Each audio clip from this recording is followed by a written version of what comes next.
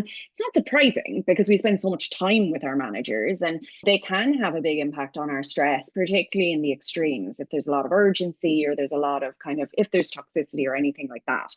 But I do think a big thing that's missing from the conversation is that managers and leaders are also people. And I think that I often say the piece of advice I wish I had gotten just before I became a people manager, which I had to figure out the hard way, is managers are not therapists.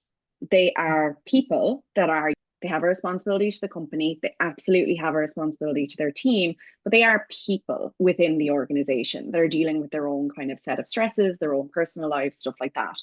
And I think that over time, with all of the best intention in the world to make organizations more pro mental health, like you say, like more aware, more conscious, we have potentially put too much of that pressure on individual managers or individual levels of management rather than kind of looking at the organization holistically and saying, can all of us become more healthy mentally? Can all of us create better habits and better behaviors?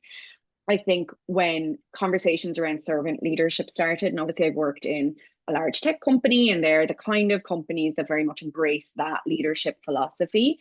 I welcomed it with open arms. I was like, this is great. This is so different to the kind of traditional leadership styles, those kind of authoritarian styles, those very dictatorship type styles.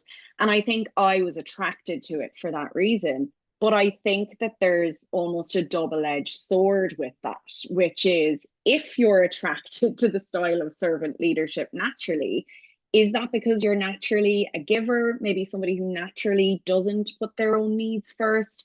Maybe somebody who will kind of naturally push themselves into the extremes of that. And I think having gone through really volatile situations over the last couple of years, like whether we had the pandemic, we had like reorganization, layoffs, all of those things. When I looked around, it was very obvious to me that the most prominent layer of burnout was at middle management.